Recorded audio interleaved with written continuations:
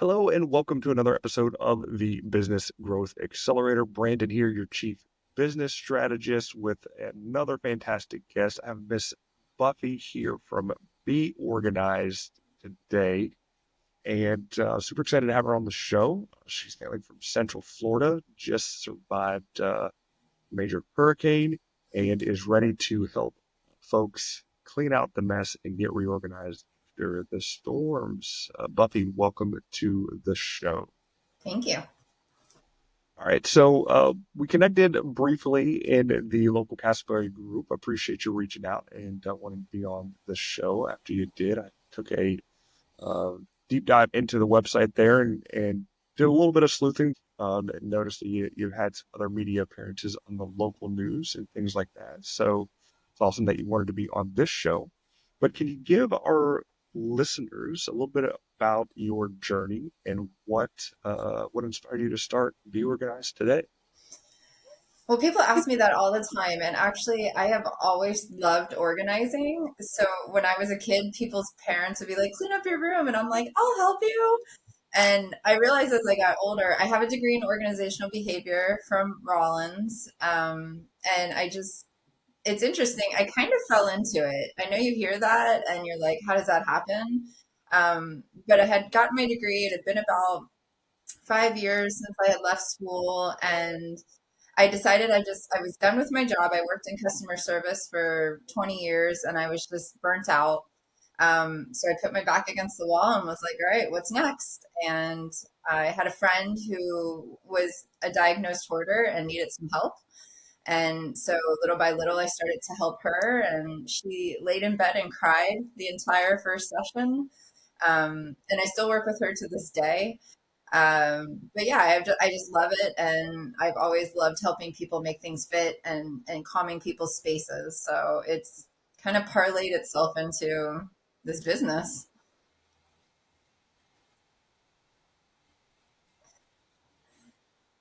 Oh no. Uh, and to the side of me, it's a little chaotic here. But no, it's glad that you're out there doing the good work and helping other folks out. Being buried alive, TV shows I've watched to see those types of transformations, and it's awesome that I'm actually speaking to someone that actually does that type of work. So we don't necessarily specialize in hoarding. There's a lot of different situations that cause disorganization. There could be chronic disorganization, people that struggle with it their whole lives. Sometimes there's situational disorganization, moving, having a baby, just situations that occur in life that cause this mix up. So it's not always that people are disorganized. It's just sometimes things get out of hand and they don't know where to start.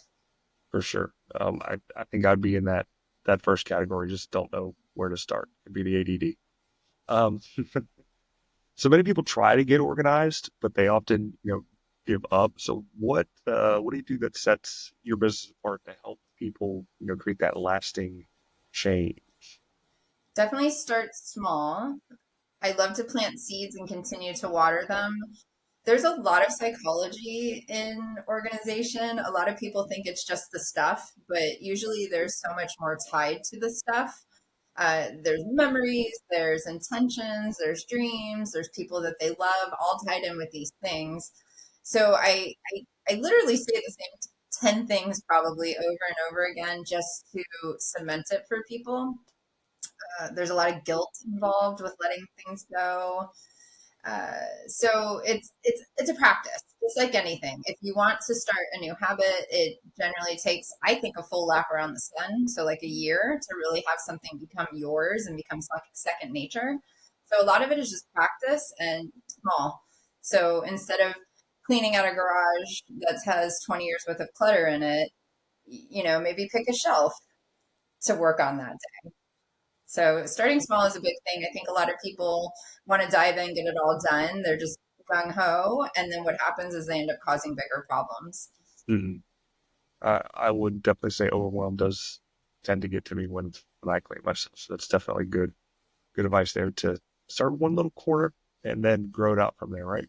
Yeah, and practice the corner, like acclimate to what you've done, and make sure that I always tell people you want to spend if something takes 5 minutes, do it right then. If you don't, it becomes that big hairy monster that bugs you until you get it done. Like that thing that you hold off for doing for months and then you do it and it takes 2 minutes. So if you have your scissors and you want to be able to find them next time, go put them back where they live. Otherwise, you're going to purchase several pairs. They're going to be all over the house. You're never going to quite know where they are. There you go. Great advice there. Oh, and also, save you some money too, being more organized, right? Absolutely. So you started back in 2015, as I saw from your site there. And so as your business has grown, what has been some of the unexpected challenges? How have you tackled? Growing a team has definitely been the biggest part of the challenge. There's a new responsibility that comes when you're training people and when people are on your team and you're trying to get them jobs and you want to make sure that the clients are happy. So a lot of it training, there's been a lot of trial and error, a lot of on the job training. It's kind of necessary to throw people into the fire so that they can understand what's happening and why. Again, there's a lot of psychology in organizing. We'll be working with clients, and when the overwhelm hits, you can tell. It's like a deer in the headlights. One of the biggest things I tell the team is ask questions. Like if someone looks like they got stuck, be like, "What are you thinking? Tell me." Because a lot of times what's happening is you're reeling around in your head. Well, like grandma gave me this thing, I can't let it go. I'm supposed to keep it for like the rest of my life. How could I let this thing go? So if you get them speaking about it, then you can be like, well, do you have something else from grandma that you love, that you honor, that's displayed? And generally the answer is yes. So then that thing you're struggling with, you can be like, well, do you need this thing then? And usually once they're speaking, it's easier to get that overwhelm to pass because it's not all tangled up in your head. So training the team, the psychology behind everything, and like trying to cram my entire education into an understanding for them so that they can relate it to their clients has definitely been one of the bigger challenges. It definitely sounds like a challenge anytime you're working with uh, just people in general, because everybody's different, right? And then the mental anguish that does, uh, with parting with your memorabilia and little trinkets. Yeah. So you've worked with a lot of clients over the years, and there's probably not one that overshadows another, especially when it comes to the first person that you helped. Are there any other memorable transformations that you can think of that represents the impact of your services? All of them. It's such a joy to go into somebody's home and have them be overwhelmed and then be able to help them calm it. And then by the end of the session, that's why we start small. I definitely train my team like, hey, if you're working on that garage and someone's like, I want the whole garage done, be like, well, why don't we start on this side and like see where we end up? If we have time, we'll move on to that. So that way we know at least one thing is going to be absolutely organized. So that's always a lot of fun. It's just so that people can see the transformation because they've been probably trying it on their own for a while and getting stuck. Or I always say that, a lot of times people will do it. They'll be like, oh, this belongs in another room. So they'll run into the other room and they're like, oh, they go to put it in the drawer and they're like, oh, this drawer needs to be organized. So they start working on the drawer. And by the end of the day, all these little pockets of hurricanes have occurred and nothing actually got done. So I love it when we're actually able to accomplish it. We're able to tackle something. I always tell my clients if you want to work with us, once a week is usually a nice amount of time. That way you do have time to acclimate to what we have created. Because, like, let's say, for example, we are in the garage and we create a system for things in the home to come out to the garage. Little by little, you need to get used to that system where things live so that you get into that habit of putting it back. So I tell people 5 to 15 minutes every day. If you're exhausted, do 5 minutes, just going and putting things back into their homes. If you've got extra energy, do the 15. And a lot of that is just creating that habit, making sure things get back. One of the biggest pieces of advice to keep clutter at bay that I tell people about is the clutter diet. So if you think about not wanting to eat cookies and candy, if you're on a regular diet, you don't bring them into the home. So the same applies for clutter. So the mail, for example, we all get a ton of mail. Not bringing all the junk mail into the house is your first line of defense of not having to deal with it within your space. So shopping, Things like that, being really mindful about, do I need it? How am I actually going to use it? Where will it live in my home? If you can't answer those questions right off, you probably don't need it. And a lot of times that's the painful part for people, is not doing the acquiring. So yeah, the clutter diet is this whole, round it. Like if I can't figure out a way I'm going to use it, if it's going to make my home more cluttered, it's not fitting and functioning in my life today, I shouldn't bring it It sounds like great advice, and I probably should start. in. Yes. Well, and a lot of people don't understand what that means. Like, what does it mean to spark joy? So I tell people, does it make you smile or does it make you frown? And you've got to recognize clutter as visual noise too. Like when you walk in, it's talking to you. It's like, you didn't use me. You spent too much on me. I'm over here collecting trash, just talking trash to you.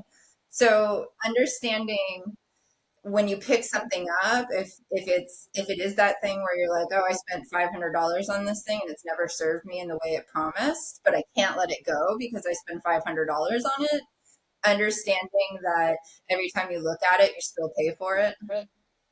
Mhm, for sure. So switching over to the actual business side here, you've been in business for a while. Uh, what have you implemented as far as any particular growth strategies that really helped you gain the traction to keep going and succeed? I have tried a myriad of things throughout my decade, and I think the biggest thing lately is really just getting streamlined on the clients that I'm after. I've dabbled in everything from people with ADHD, with people hoarding tendencies, but I find that myself and my team really love helping people move, mainly because when we work in a space, let's say for 20 years, there is kind of the status quo you've got to get past. So, like, if something's lived in a closet that whole 20 years and you're like, let's just take it out and see what you have, there's a little bit of a battle and a lot of trust that needs to be gained. Whereas with a move, it's already established that this stuff is coming out, we're going to deal with it. And then when we go to move them into their new spaces, we can actually set systems from the get go. Because a lot of times people just move in, throw things wherever they land, and that's where they live, and that becomes the systems. So we like actually creating these systems from the get go because it's a lot easier to tweak a system than it is to create one. So I have found over the last year or so that has become my focus, and also corporations. I'm after small businesses. So I think really streamlining the focus has become the difference as far as growth goes. For sure, they all say the niches or the riches are in the niches, right? Yes.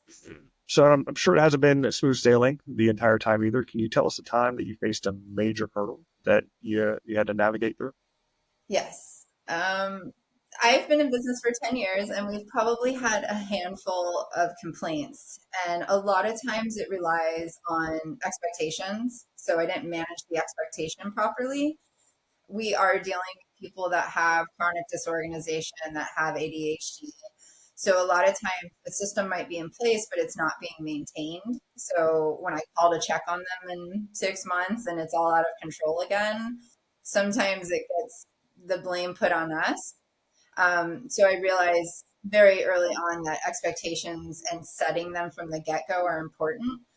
I have had an upset client who actually just came back to me after 2 years and had said something about couldn't find her hurricane supplies, and she was really upset with us. Um, and I was just like, how can I make it better? Like, I'm so sorry that you're upset. I obviously that's not our intention. We want you to be organized, but we don't live in the home, so we can't control where things end up. We did end up helping her locate it, and once I asked her how I can make it better, it actually helped settle it. She just wanted to be heard. So I think for me, the biggest struggle was overcoming the feeling of I did something wrong in my business and having it more be, how can I help this client move past the angst and the pain so that we can help her again and move her forward. That's good. Yeah, again, dealing with people, you never know what and who you're going to get, and you definitely can't make everybody happy. But definitely the active listening and the uh, quick actions that you take to solve the problem to maintain that reputation is definitely key. Are there any tools or technologies that have been, game changers in managing or scaling your business? I would just say Google. It's been a very integral part of our marketing. It helps us target, it helps us really boil down on who it is that we're after. That's been probably my most strategic move was Google. That's when the growth really did start coming when I started investing in that. So when you say Google, there's a ton of applications that can be used within Google. You have, the Maps, Google Business Profile, ads. Which which one of those is really key for you? I would say the ads. Yeah, I work with someone who targets and does all my SEO and things like that. So we really can't, because like you said, I definitely have a niche. This is something that it's not for everybody. Most people don't necessarily need an organizer. We are really after the people that do and understand that they do. So you're taking advantage of like the lead service ads then. Yes. Okay, yeah, that's one of the newer programs that Google has out there, and it's kind of competing with the Angies and the Thumbtacks of the world. And personally, I think are a lot better than those programs because you're not getting resold leads. I dealt with Thumbtack and we did really well with it probably about 5 years ago when they first kind of started out. No one else was really using it. So I did have an advantage there. But over the past few years, it hasn't been as effective for us. And Google really has been the one kind of game changer. So we know you're pro at organizing others, but what is one thing you still struggle to keep organized yourself? My shoes, they end up everywhere. I'll kick them off under the bed or like in some random spot and I'm like, where are their shoes? So I've gotten better over the last probably 2 years because I have the recognition that I do it. And a lot of times that is the key to organization is just the awareness around your own personal habits and what it is that you do. So if you constantly lose your keys every day, my suggestion would be like a little hook by the door. So for me, to not lose my shoes, there's one central, actually, there's a few places throughout my house that I put shoes now, but when I go to kick them off in like an off limits area, I've gotten better about that. So yeah, my shoes, I have lots of them. Uh, so if you weren't running, be organized, what do you think you'd be doing today? Oh gosh. I have no idea, honestly. I guess I'd still be in restaurants. I'd still be serving. Like I said, I got to a point with being in a restaurant where I just got so burnt out that I just quit after working in one I worked in the industry for 20 years. So I would imagine some sort of hospitality. Still dealing with people that you, Yeah, oh, for sure. I am a people person. I absolutely love it. I've noticed with this business, I'm more moving towards training, teaching. You know, like you said, there's already a few things I've said to you where you're like, oh, that's good advice. And I do find that a lot of times when I have these conversations with people, I do inspire them and they're off and running. So I've accepted that I'm a leader and that sometimes and I don't think I take it with ego the way I would have when I was younger. Now I'm like, this is a gift for them and I just have a gift to give to somebody. Mhm. So then have you ever thought of then taking what you do and moving it 100% online and just teaching it as an info product course? Absolutely. I actually have a course which I just recently took down because it needs to be tweaked and worked on. It's a 6 week course on the mindset of organization where I do talk about a lot of things, like where our ideas of organization came from. A lot of times, if people have hoarding tendencies, there's a hoarder in the family, and people don't realize that. So, like, yeah, I would say the biggest roadblock for me is just I don't love technology.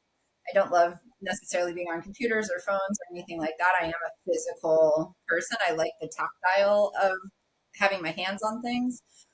But yeah, I would absolutely love to teach and to be able to have my courses be all over the world because I do feel like I said, I speak to strangers and in 5 minutes I've inspired them to go organize something at home. So I know I have something there. I have a way of illustrating for people, I guess, and making it less scary and overwhelming. Nice, nice. I mean, there's definitely an income stream that can be had there, and eventually, when you're done packing boxes yourself, Could be a way to quote unquote retire and be, you know, evergreen on the internet. So outside of organizing, what inspires you to keep the motivation up? These conversations, the conversations I have with people about organizing, I could talk about organizing all day and like just the aspects of it. I just love it. Yeah, so I know that online is my next step. It's just finding the resources and the people to help me get there. Gotcha. Totally. And they're definitely out there. Yeah, Um, so let's do a quick rapid fire. Favorite book or podcast on business? the E Myth. I found that book to be really helpful. It really helped me understand the difference between a technician and an actual business owner. Podcast. I listen to so much Audible. I'm always listening to like highly successful leaders and just anything that can help energize and inspire me. But yeah, the E Myth, especially if you're first starting out, it's really important to understand that if you want to grow a team and you want to not always be the person in your business. I actually don't go in the field terribly often. I'm going today because the client that I'm working with, I worked with her in the very beginning of my business. So I've kept all of my early on clients, but I kind of have already managed to get out of the field. Very nice. Morning person or night owl? Gosh, I used to be a night owl, but I'm a part of a program now that requires me to get up at 7:30. So, although we just got back from Arizona and I just woke up a half an hour ago, so my natural inclination is night owl. Nice. The same here. Coffee or tea? Tea. Messy or organized desk? It's pretty organized right now. It depends on the day. Well, we figured it would be. So if time and resources were unlimited, what one dream project would you like to tackle for Be Organized today? A big business, a big warehouse of some kind that's just what I call cluttered gridlocked, where everything's kind of just come to a halt. I love those types of projects because people, like I said, they get really overwhelmed and they don't know where to start. And a lot of times the place to start is just starting. Yeah, that's it can be very difficult to work for a business that you can't find what you need to find. You spend a lot of extra money procuring a lot of the same things, and the same could be said about households. We've worked with many clients with, like I said, the scissors, for example. We're finding them all over the house. They're constantly going and purchasing them. But if you have one central location for them, or several, but the idea is knowing where things are. Right, right. I've worked for businesses that were totally unorganized, and then started to get organized, and it is a painful process to get there. But once it's done, and they lean out the system and 5S the workspace, it's so much easier to work. Well, like I said, it's a lot easier to maintain a system than it is to create one. So a lot of times, if you can get people's systems created, then it's easier for them to tweak and like acclimate to. So if you can go back 10 years and meet yourself just starting out, what advice would you give her? Stay consistent. You've done a great job. You're doing more than you think you are. I would say, because I think I am very efficient. Obviously, I've almost wanted to call us efficiency experts because I feel that's more of what we're doing is creating function over form. So I would just tell her to keep doing what you're doing. I would probably tell her to start Google Ads and taking credit cards a lot sooner. I didn't start taking credit cards until 5 years in, and it boomed my business. I was worried at first of contributing to people's like debt, and I worked with a score mentor who was like, "That's none of your business. Take credit cards." And I was like, "Yeah, that's good advice." So I would probably say that, like, start earlier with a lot of the stuff. Having a team, start earlier. I was terrified of all of that stuff. I was terrified of payroll. I was terrified of investing.